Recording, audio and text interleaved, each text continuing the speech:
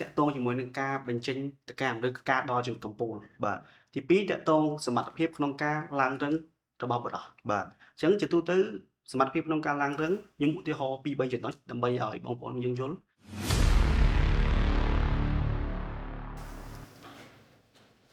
ខ្ញុំបាទដុកទ័រលេម៉ុនសូមគោរពនឹងជម្រាបសួរពុកម៉ែបងប្អូនស្វាគមន៍មកកាន់សប្តាហ៍ថ្មីនៃកម្មវិធី Dr. Talk Show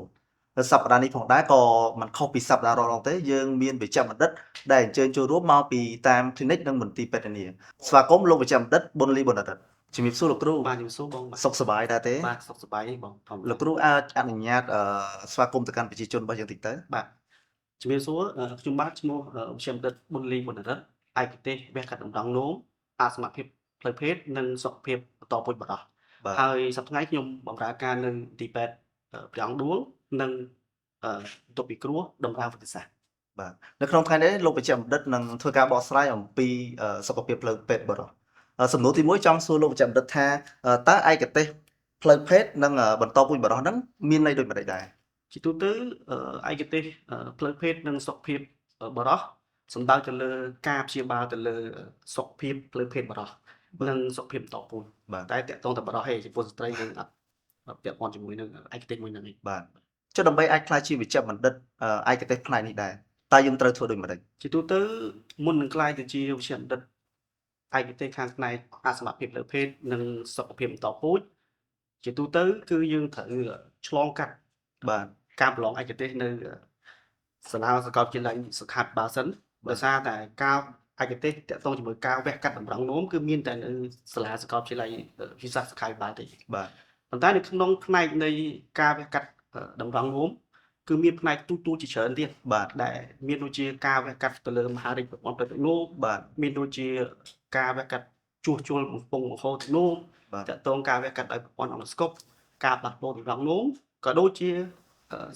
ឯកទេសតាក់ទងជាមួយអសមត្ថភាពផ្លូវភេទនិងសុខភាពបន្តពូជបាទអញ្ចឹងនៅពេលដែលយើងបានបញ្ចប់ការសិក្សាទៅលើ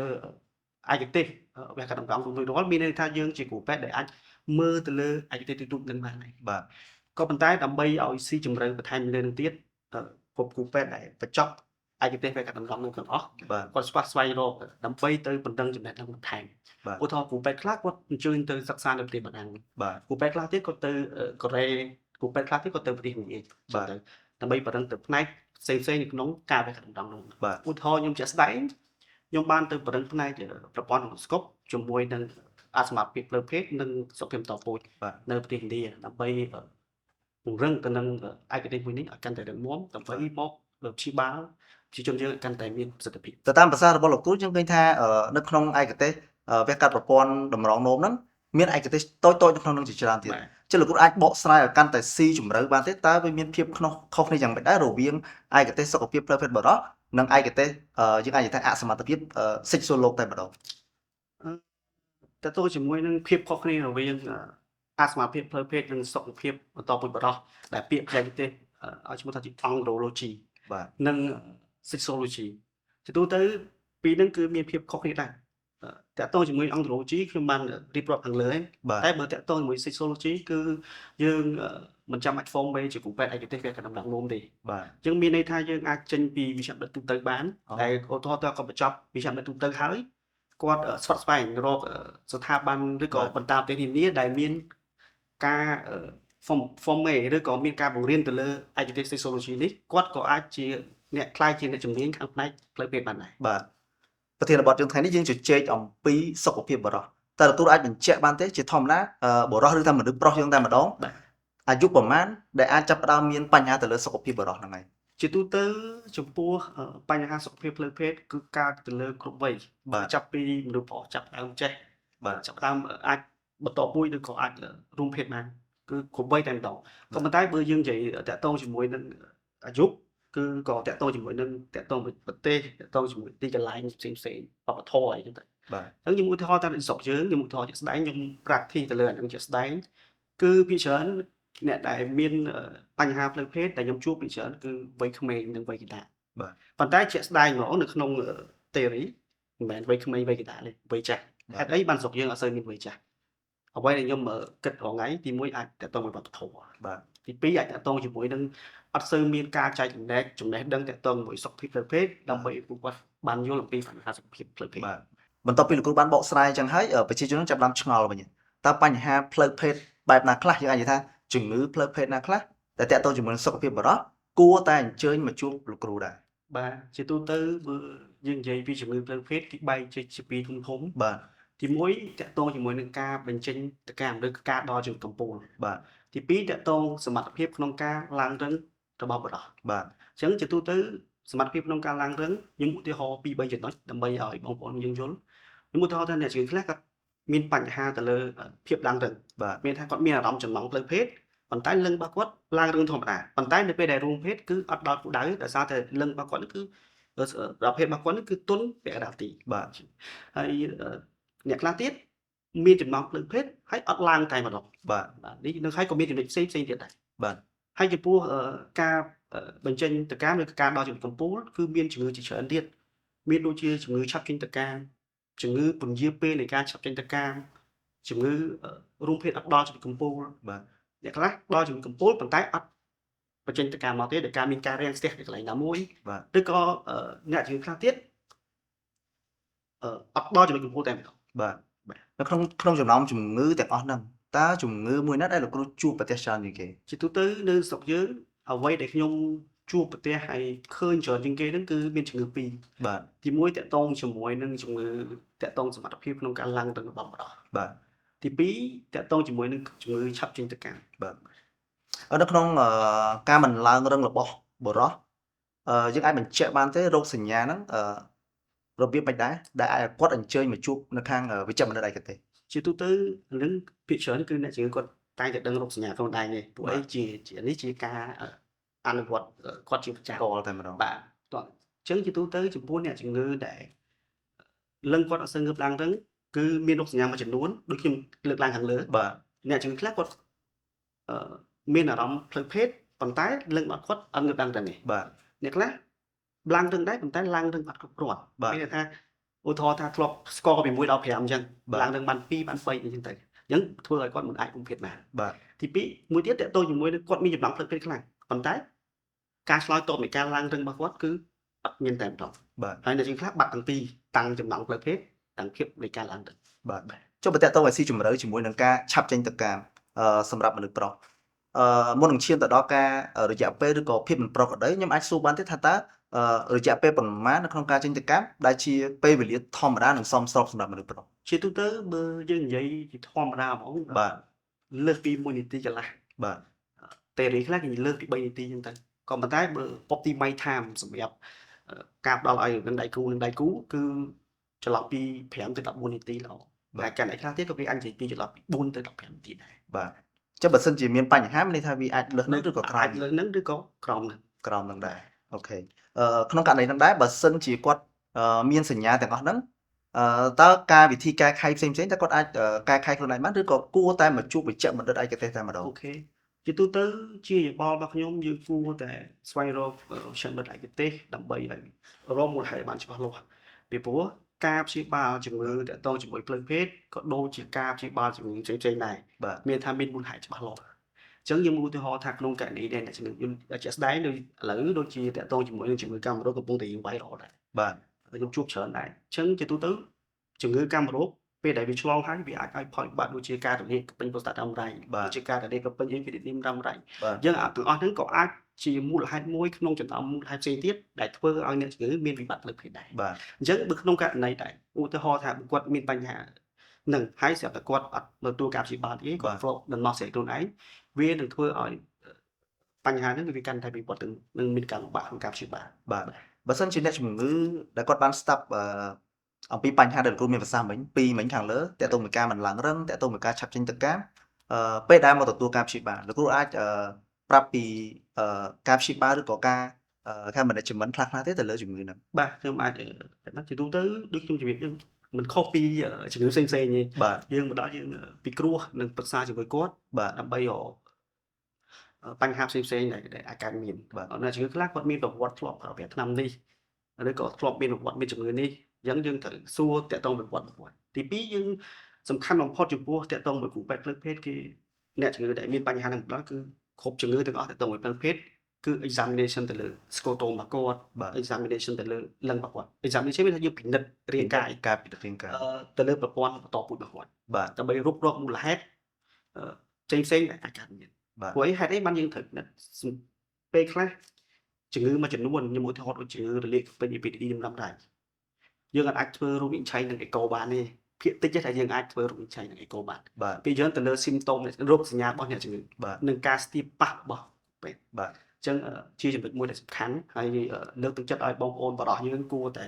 កុំមើលរំលងបញ្ហាទាំងអស់ហ្នឹង បាទ កុំព្យាយាមប្រើប្រាស់ថ្នាំនិងព្យាបាលដោយខ្លួនឯង បាទបន្ទាប់ពីយើងពិនិត្យហើយយើងវិតម្លៃហើយយើងអាចឈានដល់ការធ្វើអេកូអីជាដើមតើការព្យាបាលវិញឲ្យចំទៅលើការព្យាបាលតែម្ដងតើយើងព្យាបាលទៅលើតែការប្រើប្រាស់ថ្នាំទៅទេឬក៏មានឈានដល់ការដាក់វេះកាត់ឬក៏អាចលើសពីនេះទៅទៀតដែរ ជាទូទៅលើយើងនិយាយពីសមត្ថភាពក្នុងការឡើងរឹង បាទ និងការវិចិត្រកម្មគឺការព្យាបាលពីរហ្នឹងវាដោយឡែកពីគ្នា បាទ ផ្សេងគ្នាអញ្ចឹងប៉ុន្តែក៏វាមិនខុសគ្នាដែរការប្រើប្រាស់ដំបូងផុនគឺយើងអាចប្រើប្រាស់ជា medical treatment បាទ មានន័យការប្រើថ្នាំ បាទ បីបើក្នុងករណីអ្នកជំងឺគាត់មិនចូលជា criteria ឆាប់ចេញទៅការមួយថតជាឆាប់ចេញទៅការមួយគាត់អាចរួមភេទលើសពី1នាទីកន្លះ2នាទី3នាទី4នាទីអញ្ចឹងទៅអញ្ចឹងក្នុងករណីហ្នឹងយើងអាច advice education គាត់បាន បាទ យើងមានវិធីសាស្ត្រសម្រាប់ advice គាត់ដើម្បីឲ្យគាត់ធ្វើតាមធម្មជាតិសិន អូខេ បើយើងរមមូលហេតុផ្សេងៗអត់មានឃើញអីទេយើងព្យាយាមឲ្យគាត់advice គាត់តាមបែបធម្មជាតិសិន បាទ យើងមានវិធីសាស្ត្រក្នុងការ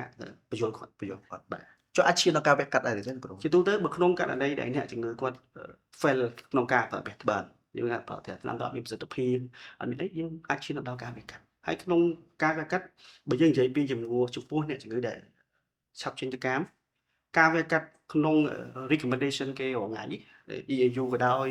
RFV ក៏ដោយគឺ បាទ មានតែការកាត់ដោយការកាត់ frank ឬក៏ frenuloplasty ឬក៏ frenectomy ទេឬក៏ circumcision ដើម្បីអាចជួយបញ្ជាក៏ប៉ុន្តែវាមិនបានទាំងស្រុងទេ បាទ គាត់ថាបញ្ជាខ្លះអ្នកជំងឺខ្លះគាត់ឧទាហរណ៍ថាគាត់មានហ្វីមស្បែកចុងវែងហើយ បាទ លក់អត់បានហើយគាត់មាន frank ខ្លីទៀតអញ្ចឹងគាត់មានជំងឺជាប់ជាមួយនឹងជំងឺឆាប់ចេញទៅការ បាទ អញ្ចឹងក្នុងពេលហ្នឹងចង់មិនចង់ក៏យើងត្រូវតែធ្វើការ search វេះកាត់ដើម្បី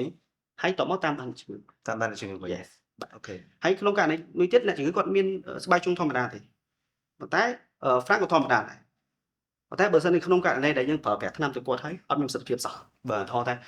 យើងប្រើទៅអ្នកជំងឺនៅតែក្រោម1នាទីកន្លះដែរអាហ្នឹងចាំបាច់ក៏ត្រូវតែធ្វើការវេះកាត់ដែរ បាទមុននោះលោកគ្រូមានប្រសាសន៍ថាអ្នកជំងឺដែលគាត់មានស្បែកក្របលឹង បាទ យើងឃើញថាតើកន្លែងហ្នឹងអាចមានតាំងពីក្មេងមកទៅហើយមួយទៀតបើសិនជាក្នុងករណីគាត់មានត្រូវតែវះកាត់តែម្ដងឬក៏យ៉ាងម៉េច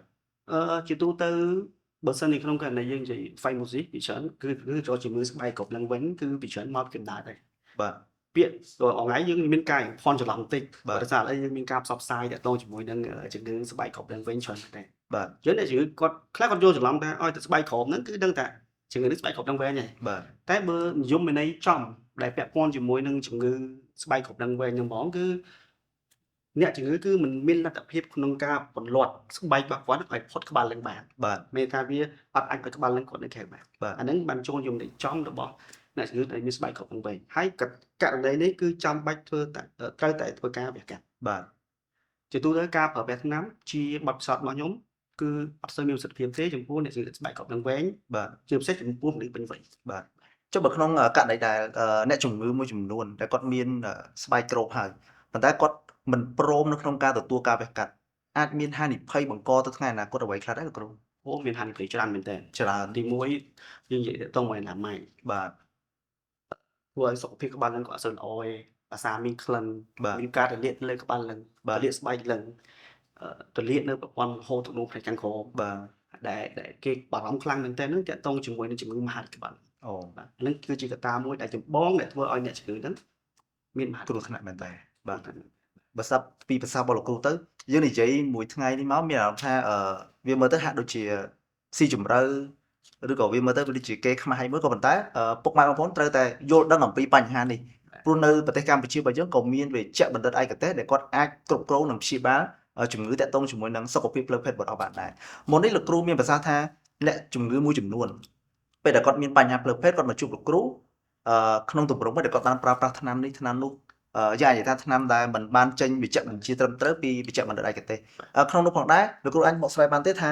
សពថ្ងៃអាហារបំពន់ដែលជួយទៅលើសុខភាពផ្លូវចិត្តរបស់ដែលលក់នៅតាមទីផ្សារតើវាផ្ដល់ផលប៉ះពាល់ឬក៏យ៉ាងម៉េចដែរទៅលើប្រជាជនរបស់យើង ខ្ញុំនិយាយជាពីរទីមួយតើតជាមួយនឹង supplement បាទ និយាយ supplement ខ្ញុំមិនតន់និយាយគឺការប្រើប្រាស់ថ្នាំ supplement ជាអាហារបំពន់ ជាអាហារបំពន់តែចំពោះអាហារបំពន់ខ្ញុំមិនគាត់ខាំងក្នុងការប្រើប្រាស់ទេដោយសារវាជា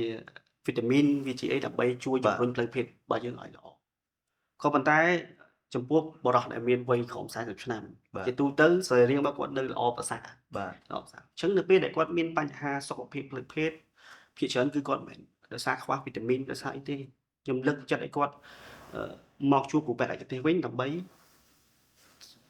រកជំរឿនក្នុងការព្យាបាលសម្រាប់គាត់ តែបានត្រឹមត្រូវ បាទបានត្រឹមត្រូវឧទាហរណ៍ថាឥឡូវគាត់ឮគេផ្សព្វផ្សាយថាsupplement នេះអាចព្យាបាលជំងឺនេះជា supplement នោះអាចព្យាបាលជំងឺជា បាទ just តែ supplement មិនមែនជាការព្យាបាលជំងឺទេ បាទ គ្រាន់តែជួយបំពេញបន្ថែមចំពោះអ្នកជំងឺដែលខ្វះខាត បាទ បាទហើយចំពោះថ្នាំវិញចំពោះថ្នាំឥឡូវនេះនៅចរាចរណ៍ស្រុកយើងរៀងច្រើនដែរខ្លះគឺមានគ្រោះថ្នាក់មែនទែន បាទ ទៅពុទ្ធជាពិសេសអ្នកដែលមានបញ្ហាទៅលើបេះដូងឬស្អែកឈាម បាទ ខ្ញុំឧទាហរណ៍ថាថ្នាំហ្នឹងគឺវាមានឥទ្ធិពលចំពោះអ្នកជំងឺដែលបេះដូងដើរច្បាប់បេះដូងដើរស្មើ បាទ អញ្ចឹងឧទាហរណ៍គាត់ប្រើថ្នាំហ្នឹងទៅវាអាចមានបញ្ហាដល់ជីវិតរបស់គាត់ បាទ ករណីខ្លះទៀតអ្នកជំងឺអត់ដឹងកម្រិតក្នុងការប្រើថ្នាំហ្នឹងប៉ុណ្ណាខ្ញុំឧទាហរណ៍ថាថ្នាំគេត្រូវប្រើតែ25មីលីក្រាមខ្ញុំឧទាហរណ៍ បាទ ចាំអ្នកជំងឺគាត់ឃើញអាហ្នឹងអត់សូវគាត់ហូបទៅអត់មានសុខភាពគាត់តម្លើងរួចដល់100 ហើយ ដល់ ខ្លួន 100 ឯង អាហ្នឹងក៏មានបញ្ហាដល់សុខភាពដែរ បាទ ហ្នឹងគ្រោះថ្នាក់ខ្លាំងមែនទេ បាទ ហើយមិនគ្រោះថ្នាក់ធម្មតាហើយពេលខ្លះអាចរហូតដល់ជីវិតទៀតក៏មានដែរ បាទយើងឃើញមានថាក្រៅពី supplement យើងនិយាយពីការបំពន់បែបធម្មជាតិវិញណាលោកគ្រូអាចចែករំលែកបានទេថាតើអាហារបែបណាឬក៏អាហារប្រភេទណាដែលអាចជួយទៅលើសុខភាពផ្លូវភេទបុរស បាទជាទូទៅបើសិនចំពោះបុរសដែលវ័យក្រោម40ខ្ញុំជំរាបមិញ បាទ បើសិនគាត់មានបញ្ហាហ្នឹងគឺយើងសង្កេតមើលសកម្មភាពខ្លួនឯងចាំដែរមើលថតថាតើយើងគេងបានគ្រប់គ្រាន់ថ្ងៃបាន8ម៉ោងលើស8ម៉ោងចឹង បាទ ទី2យើងមើលថាតើរាល់ថ្ងៃយើងមានពេលហាត់បានទៀងទាត់ទេ បាទ ហើយចំណីអាហារដែលយើងញ៉ាំតើវាគាត់ប្រសើរជាមួយសុខភាពយើងបាទ បាទ ឥឡូវខ្ញុំចែកម្លែកអាហារ 4-5 មុខចោះជាមួយអ្នកជំងឺដែលមានជួយផ្ដល់ទៅលើសុខភាពផ្លូវភេទរបស់គាត់ បាទ ទីមួយយើងងាយស្រួលជាងគេហ្នឹងស្រុកយើងហើយដែលយើងងាយស្រួលហ្មងគឺសាច់គោហ្នឹងហើយ បាទ សាច់គោគឺជាអាហារមួយដែលជួយបំពន់ផ្លូវភេទខ្លាំងមែនទែនព្រោះហើយក៏វាមានសារធាតុដែលជំរុញឲ្យអរម៉ូន testosterone ហ្នឹងចេញច្រើន បាទ ដោយសារវាសម្បូរប្រូតអ៊ីនដោយសារអីហើយនឹងមានសារធាតុមួយចំនួនទៀត បាទ ទី2ផ្លែលឹកទី3ផ្លែ strawberry សូកូឡា oyster អីជាដើម បាទ យើងគាត់អាចជួយទៅលើផ្លូវភេទរបស់គាត់ បាទ អញ្ចឹងសរុបមកវិញចំពោះមនុស្សប្រុសដែលគ្រប់វ័យក្រោម40ឆ្នាំបើសិនជាក្នុងករណីដែល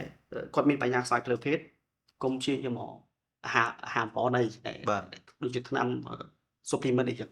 តាមអនឡាញនេះសុខចិត្តព្យាយាមចំណាយថវិកាហ្នឹងទៅរកចំណីអាហារដែលខ្ញុំរៀបរាប់មិញដើម្បីបង្កើនសុខភាពរបស់គាត់វិញ បាទ បើសិនជាក្នុងករណីគាត់ធ្វើអញ្ចឹងហើយគេគ្រប់គ្រាន់ហើយហាត់ប្រាណហើយញ៉ាំចំណីអាហារហ្នឹងបាននៅតែសុខភាពផ្លូវភេទគាត់អត់ប្រសើរគួរតែស្វែងរកការព្យាបាលបានត្រឹមត្រូវ បាទអូខេអរគុណច្រើនតាមភាសារបស់លោកគ្រូគឺក្បោះបាយមែនទែនតាំងពីសំណួរដំបូងមក បាទ មានថាអាចនឹងស៊ីជម្រៅបន្តិចក៏ប៉ុន្តែវាជាការចែករំលែកមួយដែលប្រជាជនកម្ពុជារបស់យើងគួរតែដឹង បាទបាទ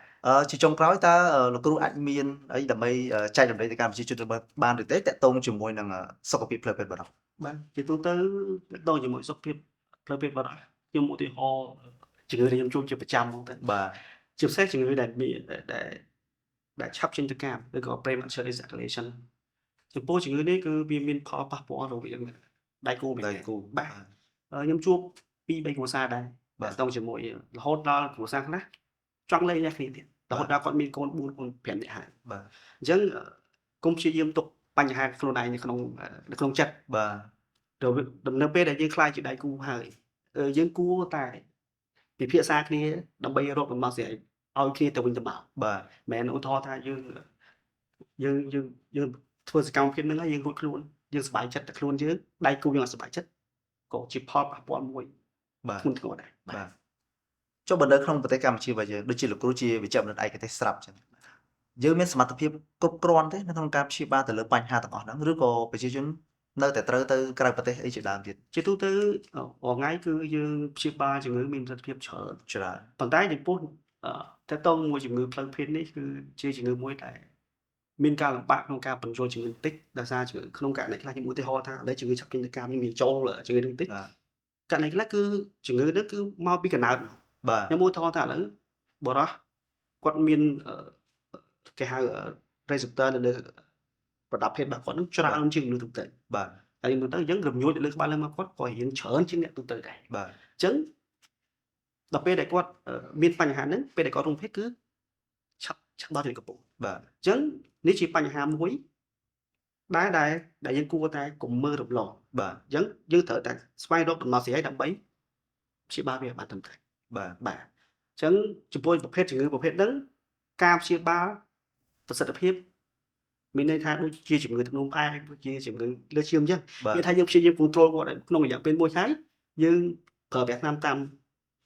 នឹងរហូតដល់គាត់ បាទ ទទួលយកបាន បាទ អញ្ចឹងបានខ្ញុំជំរាបថាបើសិនអ្នកជំងឺទទួលយកសេវាកម្មក្នុងការព្យាបាលទៅលើជំងឺប្រភេទអស់ហ្នឹងអ្នកជំងឺគួរតែទទួលស្គាល់ថាខ្លួនឯងមានជំងឺហ្នឹងទើបការព្យាបាលមួយនោះទៅមុខ បាទ ហេតុអីបានរាល់ថ្ងៃអ្នកអនឡាញឬក៏អ្នកផ្សេងៗហ្នឹងគាត់ចេះតែអាចលក់ថ្នាំដាច់ដោយសារអី បាទ ដោយសារអីគាត់ព្យាយាមផំផលថាអូថ្នាំរបស់គាត់ព្យាបាលទៅជាដាច់ បាទ 100%ប្រើនេះទៅជាដាច់ 100% បាទ តែជាក់ស្ដែងគឺការព្យាបាលករណីខ្លះយើងព្យាបាលជាដាច់ បាទ គឺយើងឧទាហរណ៍ដូចជំងឺលើឈាមសម្ពាធឈាមអញ្ចឹង បាទ យើងអាចឲ្យថ្នាំឲ្យអ្នកជំងឺគ្រប់គ្រងសម្ពាធឈាមបាន បាទ តែមិនអាចឲ្យអ្នកជំងឺបញ្ឈប់ថ្នាំឈប់ការប្រើប្រាស់ថ្នាំលើសម្ពាធឈាមទេ បាទ អញ្ចឹង ក្រៅពីការព្យាបាលក៏លោកគ្រូបានបកស្រាយដែរវាមានជាលំហាត់ប្រាណជារបបអាហារអីផ្សេងៗអញ្ចឹងណាមិនមែនការព្យាបាលតែមួយមុខអាចជួយបានទេមានថាមានការចូលរួមពីអ្នកជំងឺមានការចូលរួមពីគ្រូពេទ្យផងដែរពីកម្មវិធី Dr. Talk Show ក៏មានកាដូពីខាង Medical Fashion ដែលជាសម្លៀកបំពាក់ពេទ្យជូនទៅដល់លោកគ្រូ Medical Fashion ជាហាងសម្លៀកបំពាក់ពេទ្យដំបូងគេនៅប្រទេសកម្ពុជាដែលបង្កើតឡើងដោយស្ត្រីខ្មែរផ្ដោតទៅលើគុណភាពនិងភាពប្រណិតកម្មវិធី Dr. Talk Show នៅក្នុងសប្តាហ៍នេះក៏ឈានមកដល់ទីបញ្ចប់ដែរជួបគ្នានៅសប្តាហ៍ក្រោយតាមពេលវេលានិងម៉ោងដដែលខ្ញុំបាទ Dr. Lemon និង Dr. ប៊ុនអរិទ្ធសូមអរគុណសូមគោរពលា